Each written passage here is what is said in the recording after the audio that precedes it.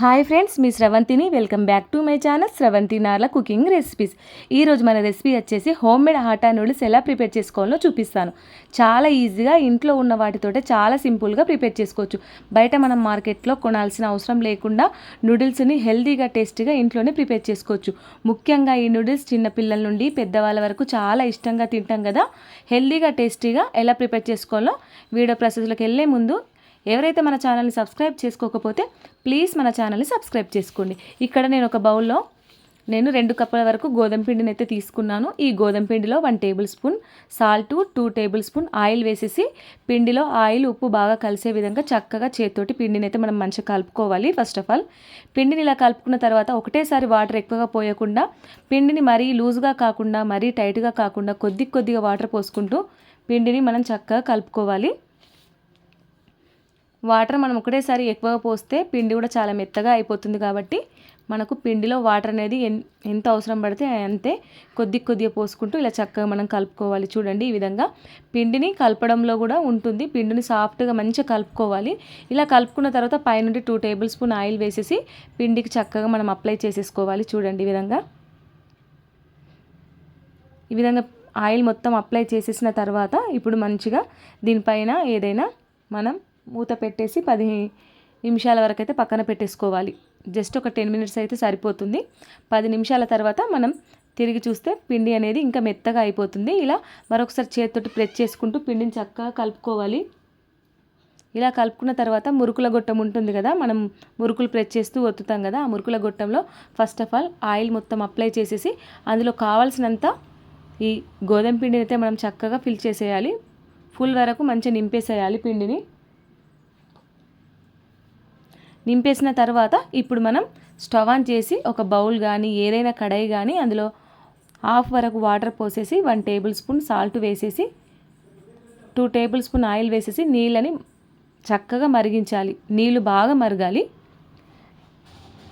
నీళ్ళు ఇలా బబుల్స్ వచ్చేటప్పుడు మరుగుతున్నాయి కదా, ఇలా బబుల్స్ వచ్చేంత వరకు నీళ్ళు మరిగినప్పుడు మనం ఇప్పుడు ఈ నూడిల్స్ని డైరెక్ట్ వాటర్లో మనం ఒత్తుకోవాలి. నీళ్ళైతే బాగా మంచిగా మరగాలి. ఇలా నీళ్ళు మరుగుతున్నప్పుడు మంటని ఇప్పుడు సిమ్లో పెట్టేసి ఇప్పుడు మనం మురుకుల గొట్టం నుండి ఈ నూడిల్స్ని అయితే మంచిగా ఒత్తేసుకొని మనం మిడిల్లో కట్ చేసేసుకోవాలి. ఇలా పిండి అయిపోయేంత వరకు ఇలాగే మనం ఆటా నూడిల్స్ని ప్రెస్ చేస్తూ మంచిగా ఒత్తాలి. ఇలా మనం మంచిగా ఒత్తేసుకున్న తర్వాత పిండి అయిపోయేంత వరకు ఇది ఏ విధంగా ఒత్తేసి మనం మిడిల్లో ఏ విధంగా కట్ చేసేసి వీటిని ఇప్పుడు స్పూన్ తోటి మనము ఒకసారి అన్నీ ఒకే దగ్గర పడ్డాయి కదా, సైడ్ తోటి ఒకసారి స్పూన్ తోటి వాటర్లో మనం కలిపేసుకోవాలి. విడివిడిగా విడిపోతాయి అన్నట్టు. ఇలా మనం ముద్దల్లాగా పడినా కూడా మనం ఇందులో ఆయిల్ సాల్ట్ వేసాం కాబట్టి ఆయిల్ వేయడం వల్ల ఇవనేటివి ఒకదానికి ఒకటి అతుక్కోకుండా చక్కగా విడిపోతాయి. చూడండి, కాబట్టి అందుకోసమే మరుగుతున్న నీళ్ళల్లో ఆయిల్ వేస్తే ఎప్పుడైనా సరే పిండి అతుక్కోకుండా ఉంటుంది. ఎక్కువగా ఉడికించద్దు. జస్ట్ 5-10 నిమిషాలు ఈ నూడిల్స్ని వాటర్లో ఉడికిస్తే సరిపోతుంది. అంతకంటే ఎక్కువగా ఉడికిస్తే మెత్తగా అయిపోతాయి. కాబట్టి జస్ట్ ఒక 10 నిమిషాలు మంచిగా ఉడికించేసుకొని ఇప్పుడు మనం మంటను లో ఫ్లేమ్లో పెట్టేసి ఈ విధంగా మనం స్పూన్ తోటి ఏదైనా ఇలా జాలి గుల్ల అంటారు, చిల్లుల గుల్ల అంటారు కదా, ఈ విధంగా తీసేసుకొని అందులో వేసేస్తే దాంట్లో ఎక్స్ట్రా వాటర్ అనేది చిల్లుల గుల్ల వేసేస్తే పడిపోతాయి అన్నట్టు కింది నుండి వాటర్ అనేది. ఇలా మనం మంచిగా టోటల్గా ఈ విధంగా తీసేసుకొని పక్కకు చల్లారబెట్టుకోవాలి. మనం కలిపిన పిండి అంతా సేమ్ ప్రాసెస్ మంటని లో టు మీడియం ఫ్లేమ్లో అడ్జస్ట్ చేసుకుంటూ నూడిల్స్లన్నీ అదే విధంగా ఒత్తుకుంటూ 10 నిమిషాలు నీళ్ళల్లో ఉడికించిన తర్వాత అలాగే మనం నూడిల్స్ని తీసేసి చిల్లుల గుల్లలో వేసేసి 10 నిమిషాల వరకు చల్లారబెట్టుకుంటే పొడి పొడిగా అయిపోతాయి. మనకు నూడిల్స్ ముద్దలాగా వస్తే అంత బాగుండదు కాబట్టి ఒకదానికొకటి అతుక్కోకుండా పొడి పొడిగా ఉండాలి. 10 నిమిషాలు చల్లారబెట్టుకున్న తర్వాత ఇప్పుడు మరొకసారి స్టవ్ ఆన్ చేసి ఇదే నాన్ స్టిక్ కడాయిలో ఒక హాఫ్ కప్ వరకు ఆయిల్ వేసేసుకోవాలి. ఇలా ఆయిల్ హీట్ అయిన తర్వాత 1 టేబుల్ స్పూన్ ఆవాలు, 1 టేబుల్ స్పూన్ జీలకర్ర వేసేసుకున్న తర్వాత ఇప్పుడు మనం కట్ చేసుకున్న వెజిటేబుల్స్ అన్నీ వేసేసుకోవాలి.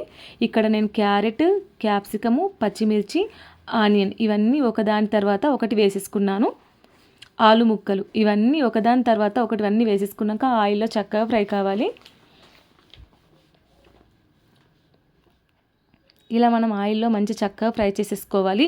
ఈ నూడిల్స్ అయితే మనం బయట నూడిల్స్ అయితే ఏ విధంగా తింటామో ఈ విధంగా ఫ్లేవర్ తోటి టేస్ట్ వస్తుందో ఈ గోధుమ పిండి నూడిల్స్ కూడా అంతే ఫ్లేవర్తో అంత టేస్టీగా ఉంటాయి. ముఖ్యంగా ఇవి హెల్దీగా అని చెప్పచ్చు. బయట మార్కెట్లో కొన్న నూడిల్స్ అంతా హెల్దీగా కావు. అది జంక్ ఫుడ్ కాబట్టి బయట తింటే పిల్లలు కూడా అంత మంచిది కాదు. కాబట్టి పిల్లలు స్కూల్ నుండి రాగానే లేదంటే ఈవినింగ్ స్నాక్ టైంలో తప్పకుండా మీరు గోధుమ పిండి నూడిల్స్ తప్పకుండా ట్రై చేయండి. చాలా అంటే చాలా టేస్టీగా ఉన్నాయి. ఇలా మనం వేసిన వెజిటేబుల్స్ అన్నీ దగ్గర పడేంత వరకు ఫ్రై అయిపోయిన తర్వాత లాస్ట్లో ఫైనల్లో టమాటా ముక్కలు కూడా వేసేసుకోవాలి. ఇలా వేసేసుకొని ఇప్పుడు చక్కగా మంచిగా కలుపుకున్న తర్వాత ఇప్పుడు ఇందులో రుచికి సరిపడా సాల్ట్ వేసేసుకొని 2 టేబుల్ స్పూన్ చిల్లీ పౌడర్ కూడా వేసేసుకొని మరొకసారి చక్కగా కలుపుకోవాలి. మీరు స్పైసీగా తినాలనుకుంటే కొంచెం ఉప్పు కారం ఎక్కువగా వేసుకోండి. కొంచెం చప్పగా తినాలనుకుంటే తక్కువగా వేసుకోండి. ఇక్కడ టమాటా కెచప్ జస్ట్ ఒక 3 టేబుల్ స్పూన్ వేసుకోవాలి. ఇక్కడ సోయా సాస్ ఒక 4 టేబుల్ స్పూన్ వేసేసుకోవాలి. మీకు ఒకవేళ సోయా సాస్ నచ్చకపోతే టమాటా కెచప్ నచ్చకపోతే వాటి రెండింటిని స్కిప్ చేసేయండి. ఇంకా హెల్దీ అని చెప్పచ్చు. ఇక్కడ టమాటా కెచప్ సోయా సాస్ వేసిన తర్వాత ఒకసారి చక్కగా కలుపుకున్న తర్వాత ఇప్పుడు ఆటా నూడిల్స్ని మనం ఇందులో వేసేసి ఒకసారి స్టవ్ ఆఫ్ చేసేయాలి. స్టవ్ ఆఫ్ చేసి ఇప్పుడు చక్కగా మనం కలుపుకోవాలి. ఫస్ట్ ఆఫ్ ఆల్ ఇలా చక్కగా కలుపుకున్న తర్వాత ఇప్పుడు మంటని స్టవ్ ఆన్ చేసి మంటని సిమ్లో పెట్టేసి ఒక 5 నిమిషాల వరకు హీట్ చేసుకుంటే ఎంతో టేస్టీగా హెల్దీ అండ్ టేస్టీ గోధుమ పిండి నూడిల్స్ అయితే రెడీ. చాలా అంటే చాలా టేస్టీగా ఉంటాయి. చేసుకొని కూడా చాలా సింపుల్. అన్నీ ఇంట్లో ఉన్న వాటితోటే మీరు తప్పకుండా ట్రై చేయండి. ఇలా స్టవ్ ఆఫ్ చేసి పైనుండి కొత్తిమీర వేసేసుకొని వేడిగా ప్లేట్లోకి సర్వ్ చేసేసుకొని తినడమే. చాలా అంటే చాలా టేస్టీగా ఉంటాయి. మీరు తప్పకుండా ట్రై చేయండి. ట్రై చేసిన తర్వాత ఎలా వచ్చిందో కింద మాత్రం కమెంట్ చేయండి. ఈ వీడియో కనుక నచ్చినట్లయితే లైక్ చేయండి, షేర్ చేయండి. మీరు చేసిన తర్వాత ఎలా వచ్చిందో కమెంట్ చేయండి. ఈ వీడియోని మీ ఫ్రెండ్స్కి, మీ ఫ్యామిలీ మెంబర్స్కి, రిలేటివ్స్కి తప్పకుండా షేర్ చేయండి. మీకు ఎలాంటి రెసిపీస్ కావాలో కింద కమెంట్ చేయండి. నేను చూపిస్తాను. బెల్ ఐకాన్ని ఆన్లో ఉంచండి. అంతేనండి. Thank you for watching. Bye.